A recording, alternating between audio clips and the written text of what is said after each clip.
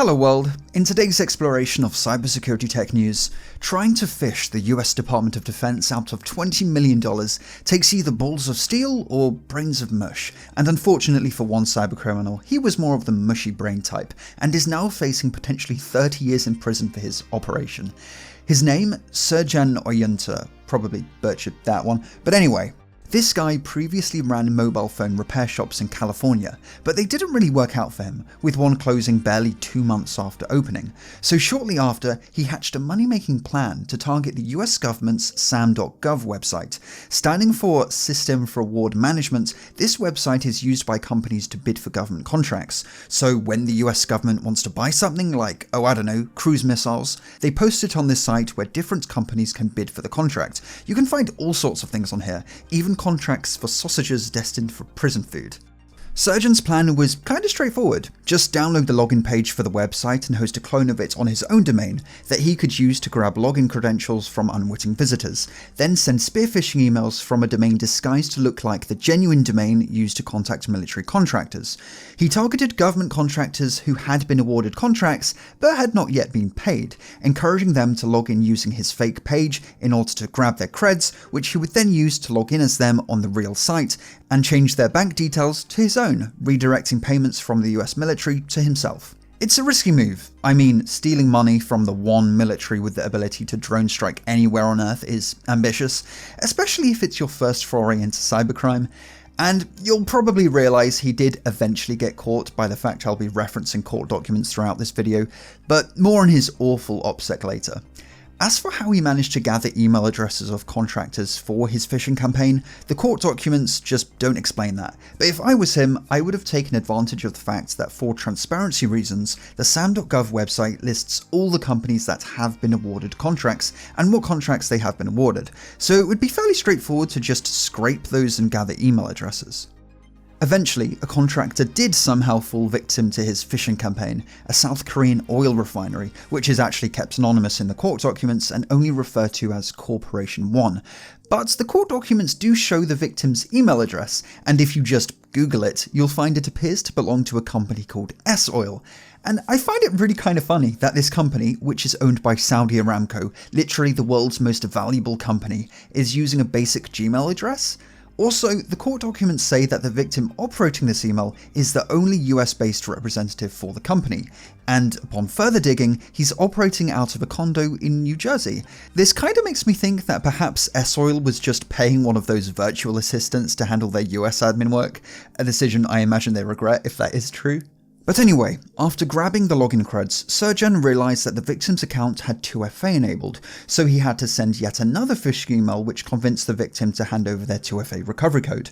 After that, he went ahead and logged into the real SAM.gov website as the victim, and in an attempt to cover his tracks, he used NordVPN, which might seem a bit basic and low effort, but the court documents do explain that after the FBI traced his IP to the internet backbone service provider Cogent, then to the ISP M247, and eventually to NordVPN, they didn't even bother contacting Nord, and just noted that since NordVPN is located in Panama, they do not comply with US subpoenas or warrants. So I guess that was a dead end for investigators?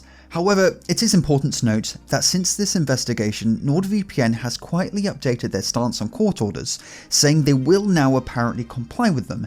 Interestingly, they also add that we never log user activity unless ordered by a court in an appropriate legal way, implying logging is not necessarily off the table, despite saying that they're 100% committed to zero logs. Confusing at best, but at the end of the day, I suppose this stuff is all up to lawyers. And if you do try to dig into NordVPN's changing stance on law enforcement compliance, you will find it seems they've excluded their entire domain from the Wayback Machine. But anyway, enough of NordVPN. After logging into the victim's account, our miscreants found that the oil refinery had been awarded a contract to supply the US military with 10 million gallons of aviation JA-1 turbine fuel, otherwise known as jet fuel. The contract is worth over $23 million, and after changing the oil refinery's bank details, all 23,453,350.9 coins landed in the bank accounts of his friend's used car dealership. And yes, this was the plan, to launder the funds through his friend's used car dealership, Deal Automotive Sales.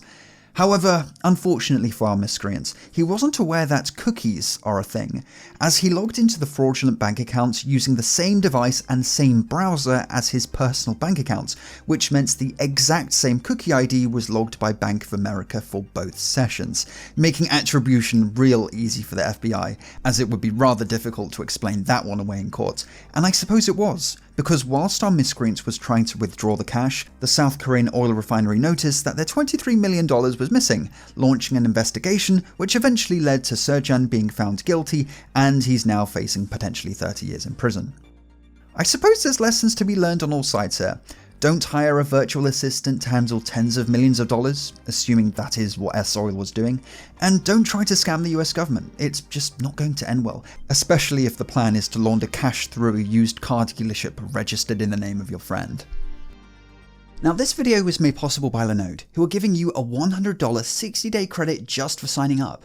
Linode is essentially your Swiss Army knife for cloud computing. If it runs on Linux, it'll run on Linode.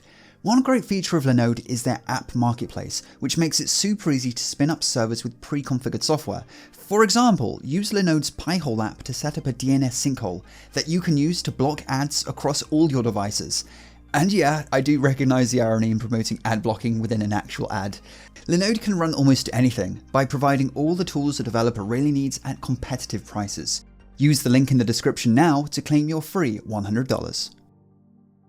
As always, thanks for watching, and you know what to do. Tickle that notification bell and follow me on the Instagrams for behind the scenes content, and I'll see you in the next video.